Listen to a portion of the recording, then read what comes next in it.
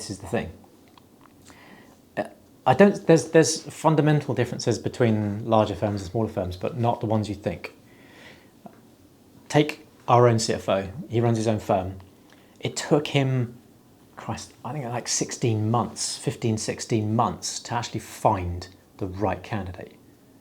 So it's not just large firms that are struggling to even source them, it's even the small firms. And the small firms, you feel it more, because if you're only a 3-4 people operation and you're struggling to find one person, that's a quarter of your organization you're struggling to find.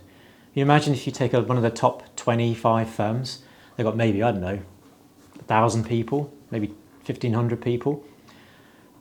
You're trying to find 250, 300 people missing. That's a huge number, but it's just as bad as it is for the small guys, right? It's just as impactful. The thing with practice, I suppose, especially in the large ones, back in my day, you wouldn't really think anything of doing really long hours, doing really kind of boring, mundane, repetitive work. That was called an apprenticeship. That was putting in the hours, putting in the time, learning your trade. The next generation coming through has no appetite for that, none whatsoever. They're not interested in the long hours, the lack of career progression, competitiveness in terms of salary. You've got to put your time in before you get your money.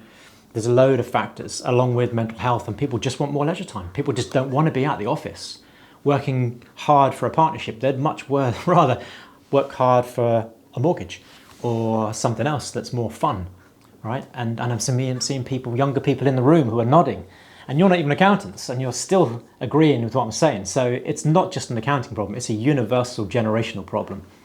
And they're all struggling with that. Smaller firms are the same, and I think your question was really about, well, how do bots and AI change that? Hugely.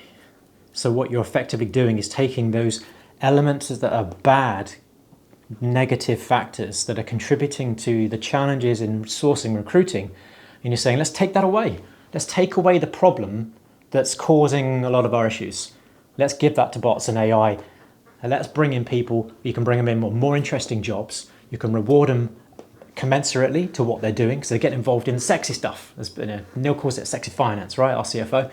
They're getting involved in that sort of stuff. That's more rewarding, it's more interesting, it pays better, and it works with the real bleeding edge of the industry, where you're talking to clients and you're getting to learn stuff and really use your skills, the stuff that you go to college for. You don't go to college, I remember going and learning depreciation and amortization and all these sexy stuff and accounting standards, and then you go to work and you sit there bashing and ticking a balance sheet or reconciliation until 2 o'clock in the morning.